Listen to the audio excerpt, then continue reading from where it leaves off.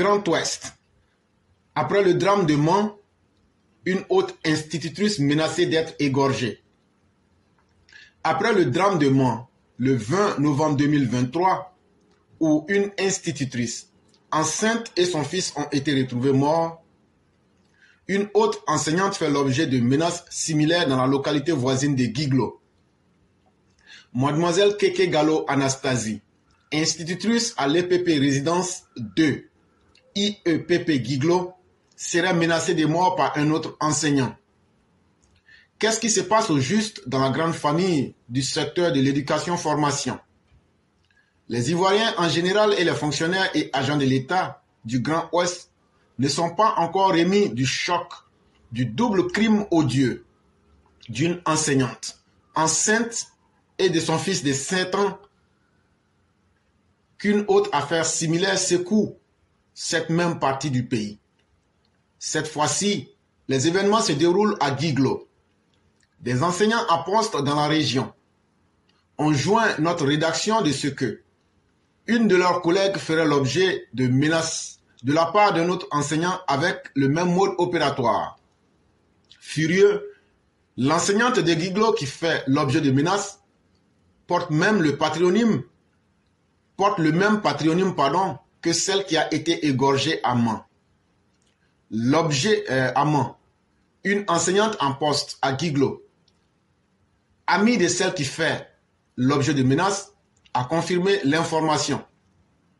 Dans nos investigations, nous avons pu mettre en possession un courrier rédigé par le directeur régional de l'éducation nationale et de l'alphabétisation, adressé à sa hiérarchie.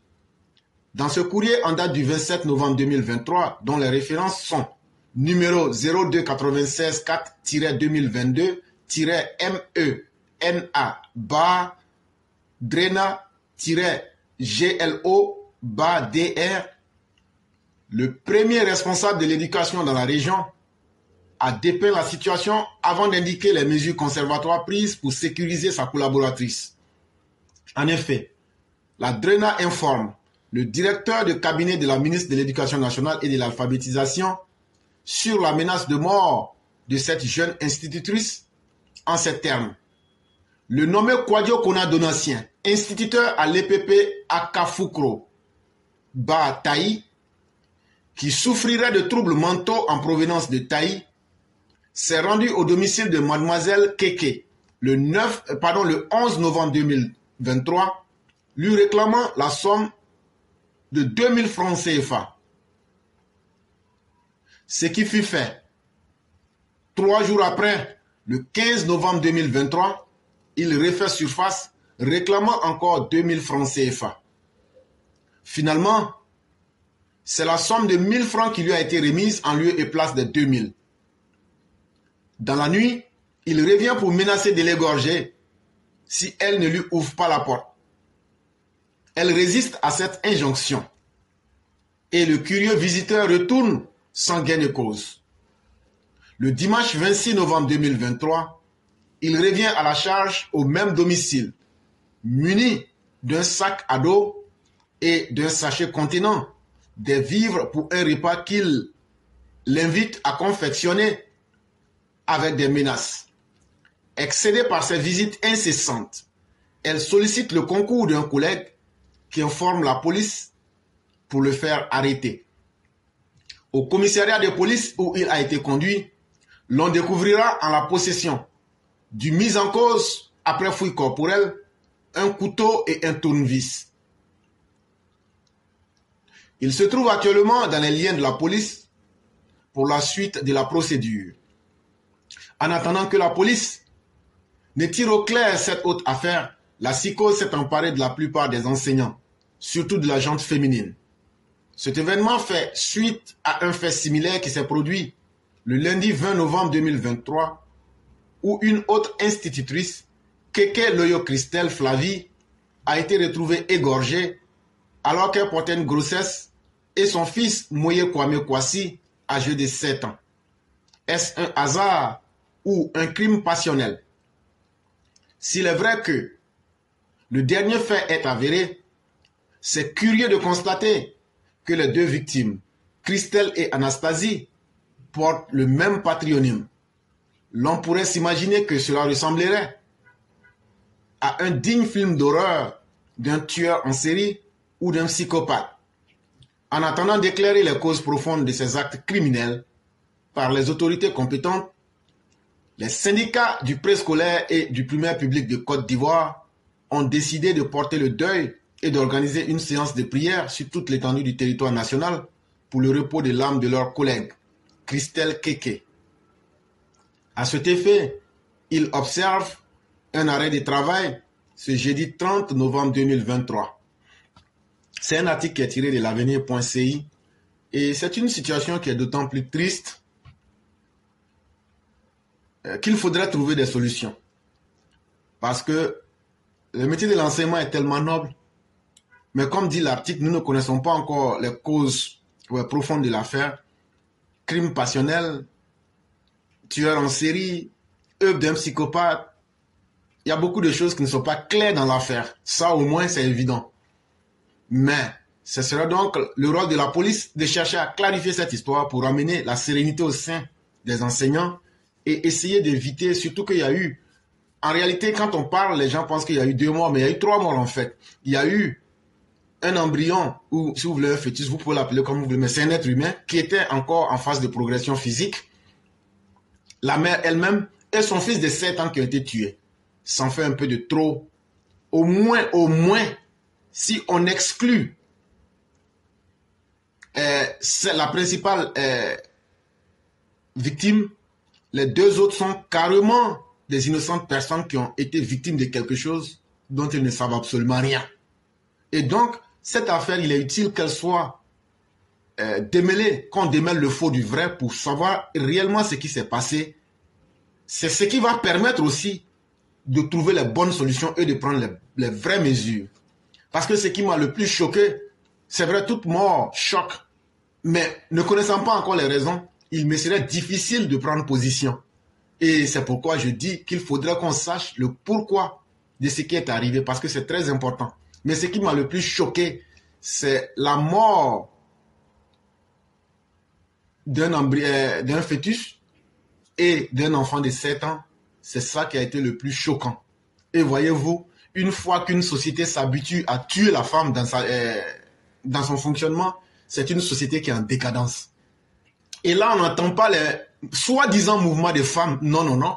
On n'entend pas Pilcheri Balé parler de cela. Non, non, non, ça ne l'intéresse pas. Parce que ceux qui sont morts, elle ne pouvait pas les utiliser pour les sacrifier à la mort dans une marche ou bien pour Babo.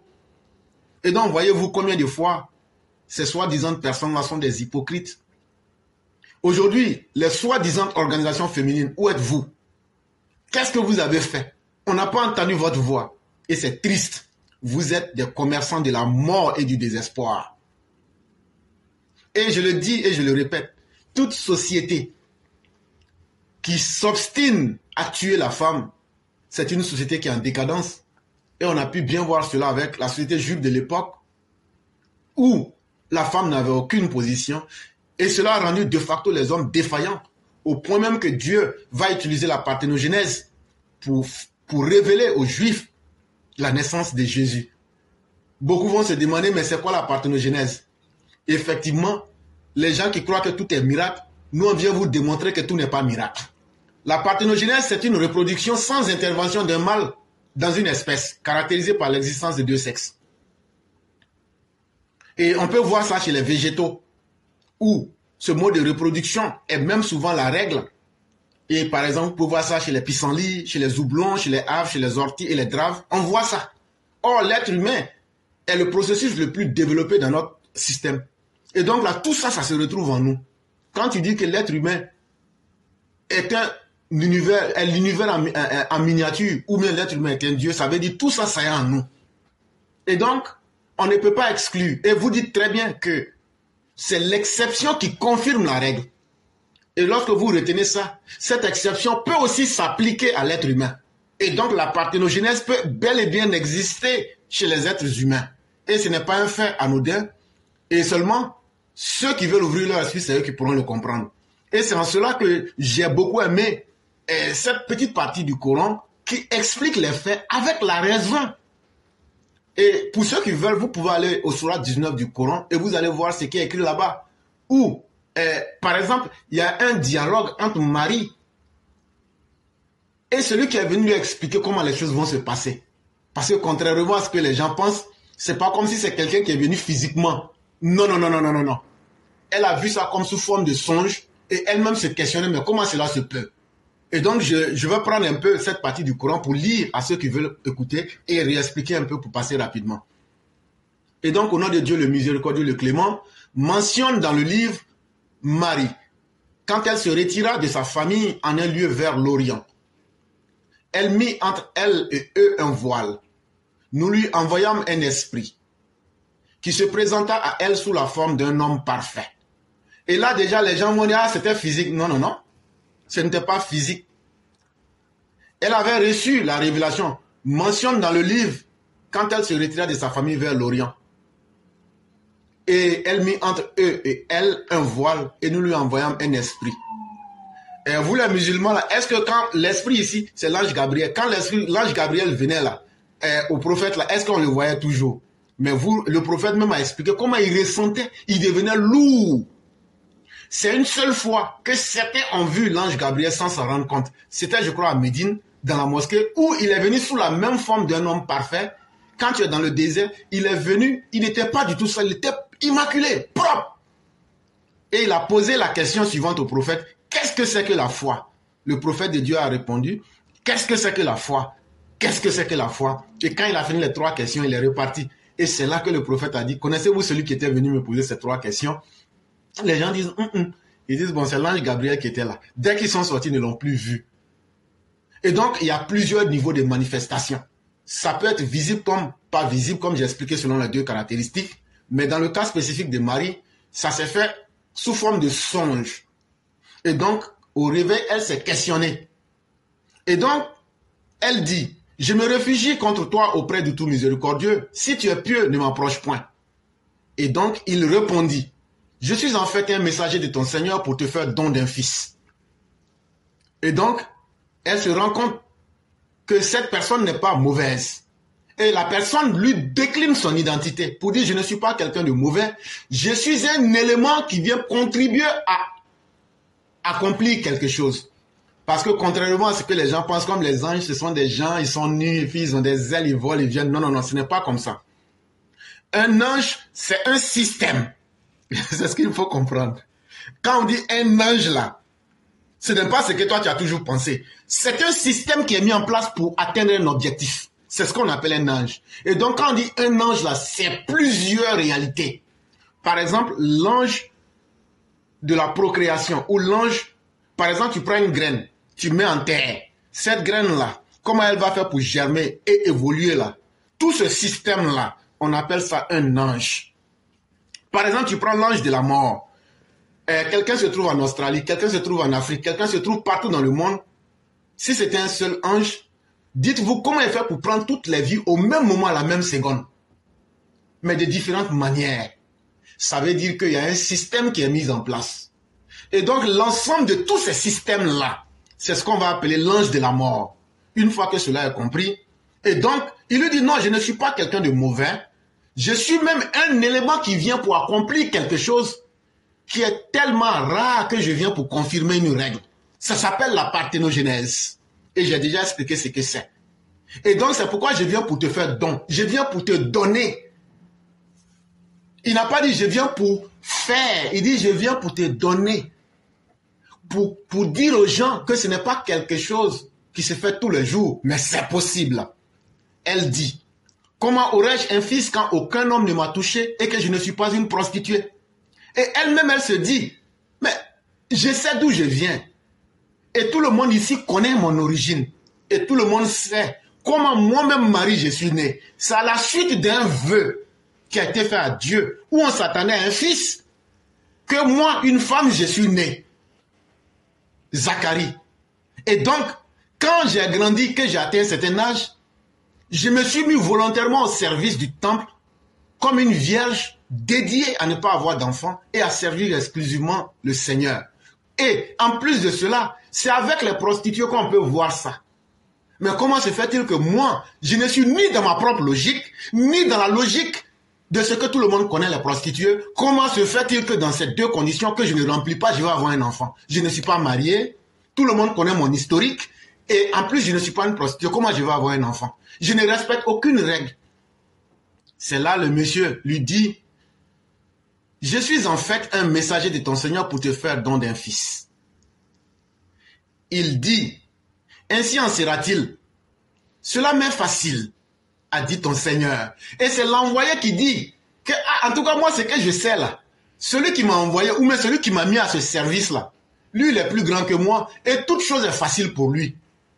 Mais en plus, nous ferons de lui un signe pour les gens et une miséricorde de notre part. C'est une affaire déjà décidée. Ça veut dire toi-même là, tu es petit, toi-même Marie là, tu n'es rien d'en faire là. C'est une affaire qui est déjà décidée. On ne t'utilise que comme un moyen. De la même manière, toi tu es utilisé comme un moyen pour accomplir la parthénogenèse. C'est comme ça aussi que moi aussi, je suis un élément pour venir faire ce que j'ai à faire. Mais ce que je peux te dire en plus, c'est que Jésus sera vu comme un signe pour les gens. Et le terme qui a été utilisé ici, c'est le terme hayat.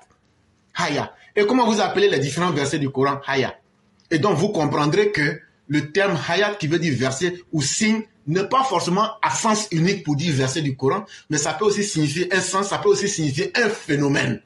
C'est pourquoi vous verrez, dans ceux qui disent que des versets ont été abrogés, il n'y a aucun verset qui a été abrogé, où nous disons que nous remplaçons des versets avec d'autres versets. Non, c'est simplement que nous changeons certains phénomènes d'une époque avec d'autres réalités.